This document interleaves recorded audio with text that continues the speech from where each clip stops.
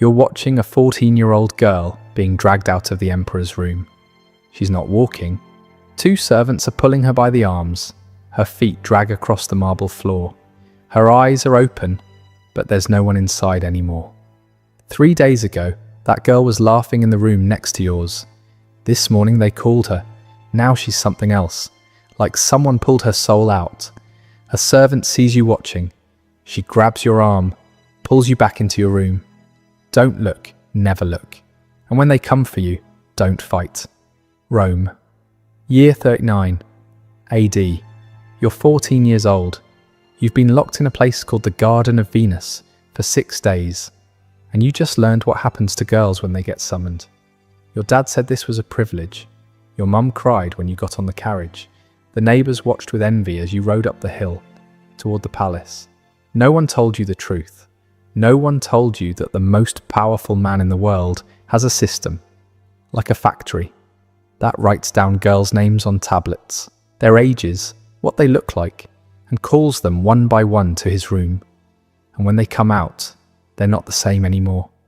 This is the story of what Caligula did to the girls in his palace. And the scariest part isn't what he did. It's that no one stopped him. Not the senators, not the guards, not even the parents who handed their daughters over at the door. Everyone knew, and everyone stayed quiet. If this story grips you, drop a like and subscribe.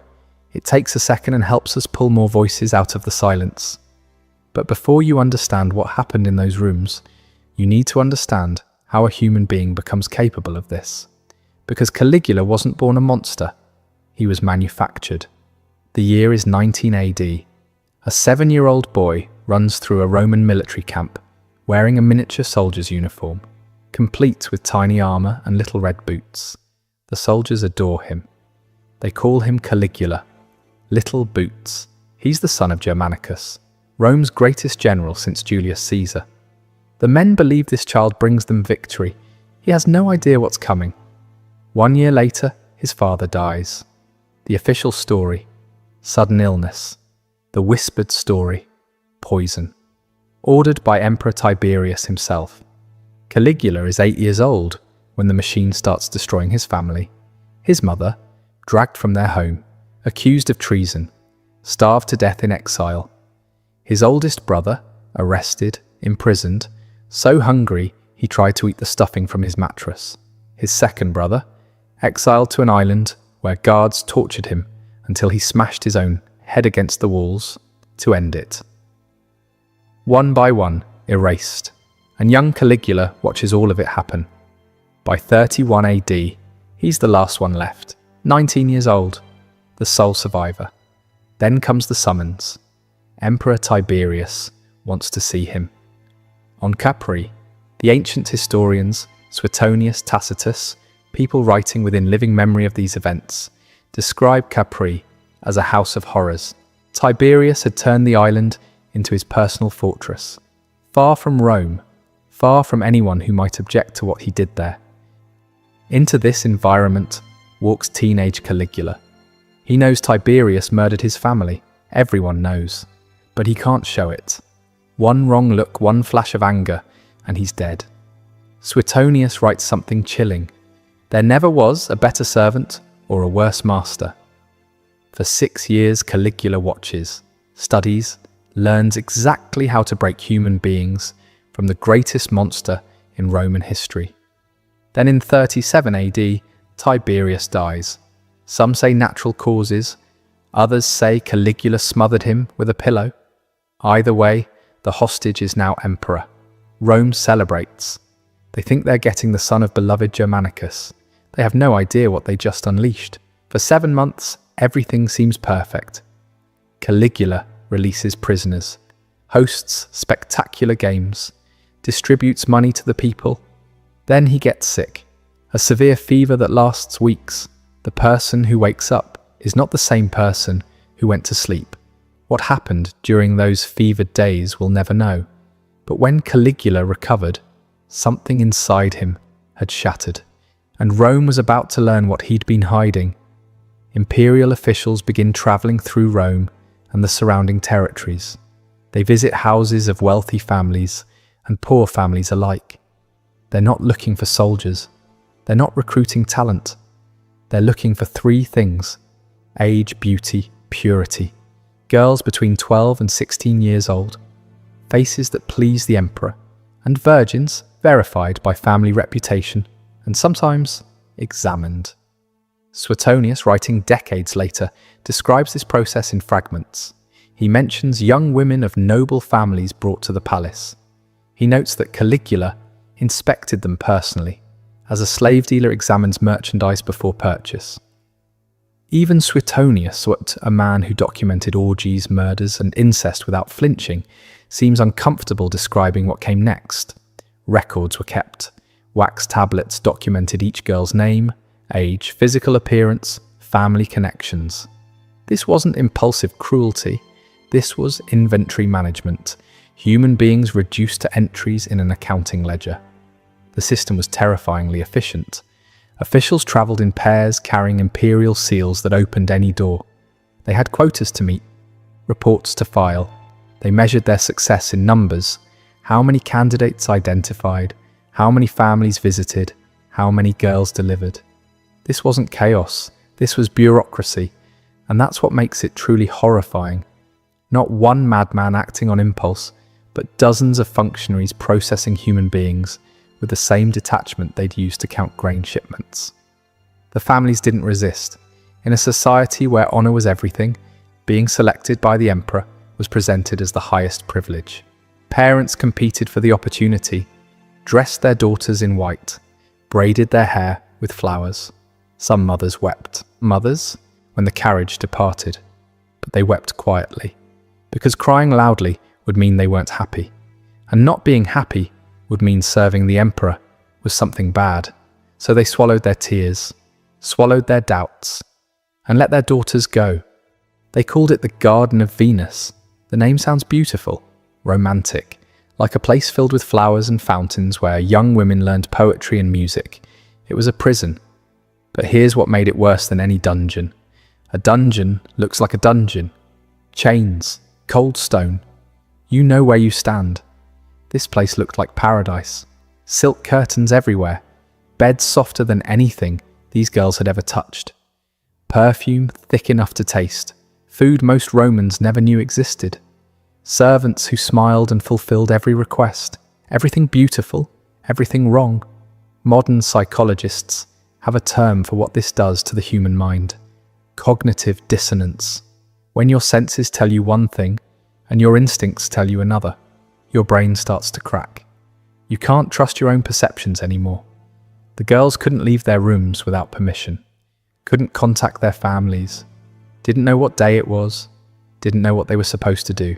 They just waited, sometimes for days, sometimes for weeks. No one explained anything. No one told them when they'd be called. No one told them what happened when they were. They only heard footsteps at night, passing their doors, stopping at another door, a girl being taken, and the next morning, that girl would be different, quieter, emptier, or she wouldn't come back at all. The servants who brought food watched everything. Every tear got reported. Every whisper between girls got documented. If two girls started forming a friendship, finding comfort in shared suffering, they'd be separated, moved to different wings. Because connection breeds strength, and strength breeds resistance. Isolation was part of the design. The waiting itself was the torture. In the 1960s, psychologist Martin Seligman conducted experiments that revealed something disturbing about the mind. When subjects learned that nothing they did could change their situation, they stopped trying. They gave up, not from weakness, but because their brains were trying to protect them from madness. He called it learned helplessness. First you fight, then you realize fighting doesn't work. Then you stop fighting, then you stop feeling.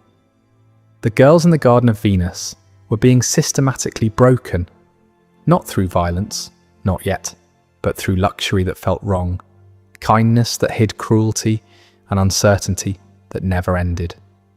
By the time Caligula called for them, most had already surrendered. That was the point.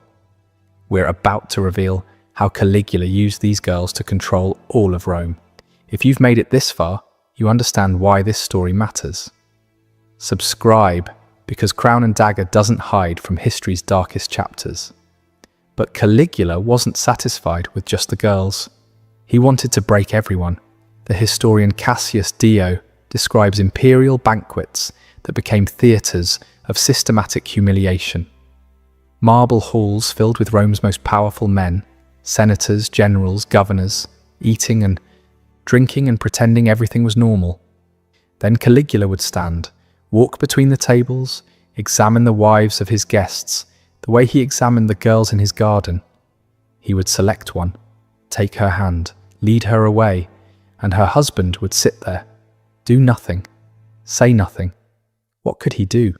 Object. His children would be dead by morning, his entire family erased from Roman history. So he sat, drank his wine, made small talk with the man beside him, who was pretending not to hear anything. Waited. 20 minutes passed. 30. The conversation around him was forced, brittle, everyone pretending this was normal, everyone pretending they couldn't hear the sounds from the other room. Cassius Dio recorded one specific incident. A senator named Valerius Asiaticus watched as Caligula took his wife. When she was returned, Caligula sat down and began describing, in graphic detail, exactly what had happened. He rated her performance, compared her to other senators' wives, made jokes. Asiaticus had to smile, had to nod, had to thank him. Some humiliations you don't forget. 3 years later, Asiaticus was one of the conspirators who helped plan Caligula's assassination. But here's what made the banquets truly evil. It wasn't just about the women.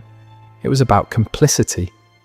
Once you sat at that table and did nothing while the emperor violated someone's wife, you were guilty too. You couldn't expose him without exposing yourself. You couldn't rebel because you were already part of the machine. Suetonius writes that Caligula would sometimes loan the palace girls to favoured senators, not as gifts, as traps. Accept the loan and you've participated, refuse and you've insulted the emperor. Either choice destroys you. That's how tyranny actually works. Not through armies and laws alone. Through shame. Through complicity. Through making everyone so dirty that no one can point fingers. The senators who attended those banquets went home to their families, kissed their children goodnight, pretended they were still honourable men. But they knew, and Caligula knew they knew, and that knowledge was its own kind of chain. Every machine has a flaw.